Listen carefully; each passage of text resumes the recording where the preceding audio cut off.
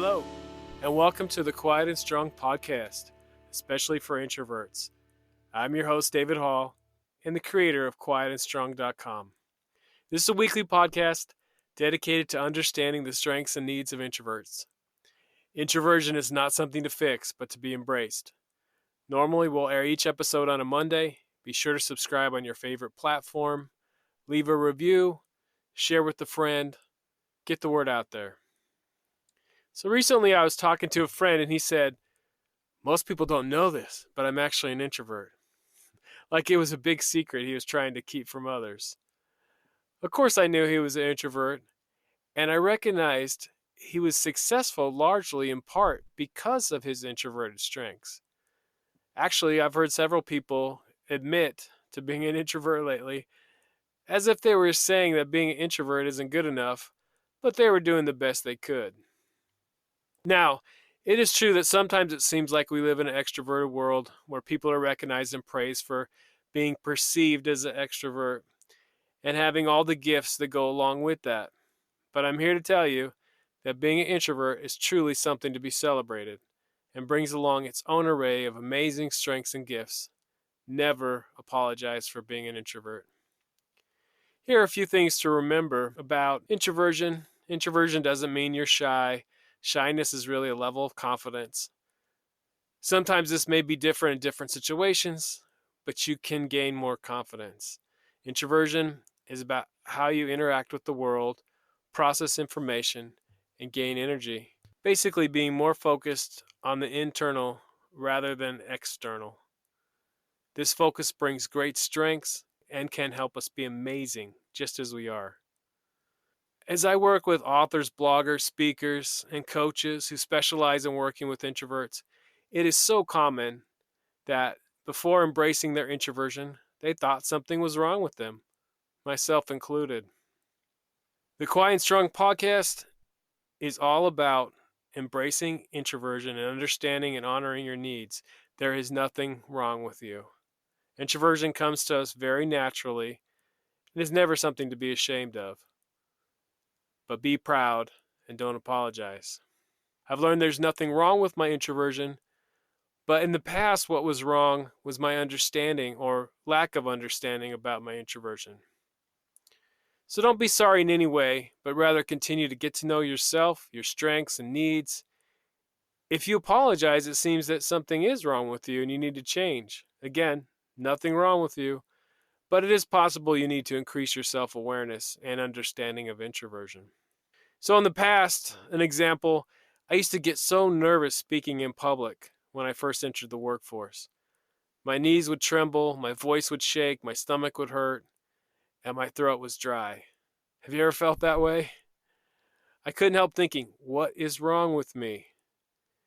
I did have a passion for my work, and as I moved up, I had plenty of obligations and opportunities to present on work-related topics. At the same time, I was getting to know myself and understanding my introversion.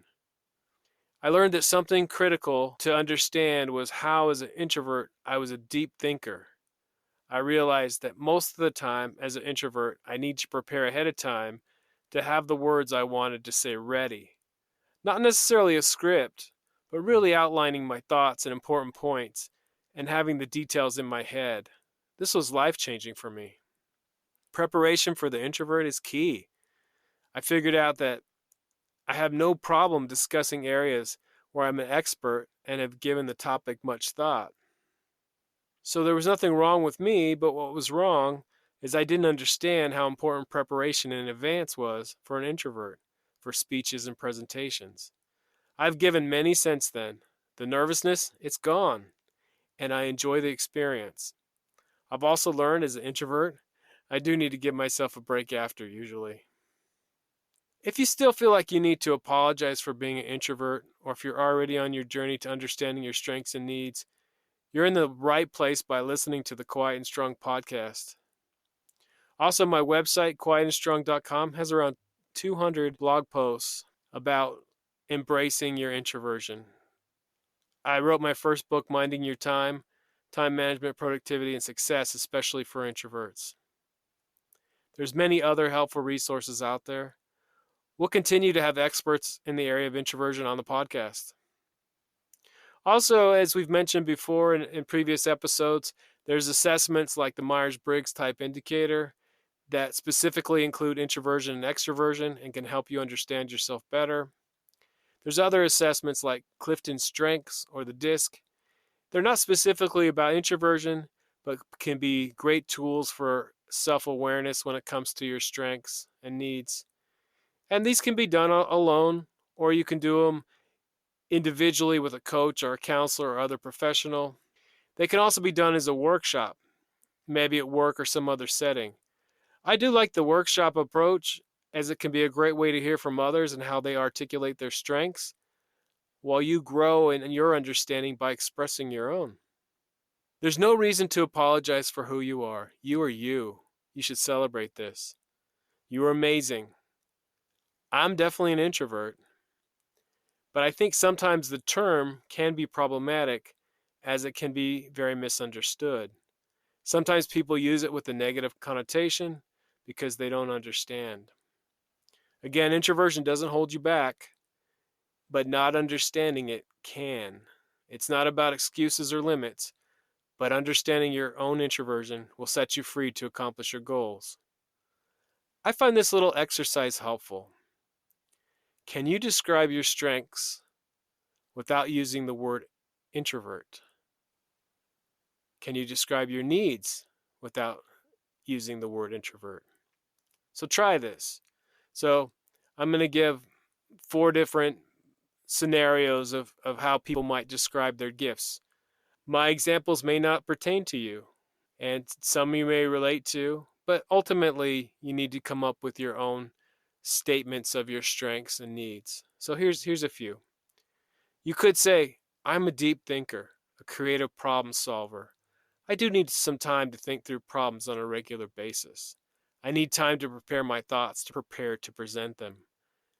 I do need some quiet from time to time to recharge and regain my energy. Or here's another person. I'm empathic and in touch with the feelings of others. I'm a great listener and can sense and truly feel what others are feeling. I use this gift to help people become aware of their great gifts and strengths.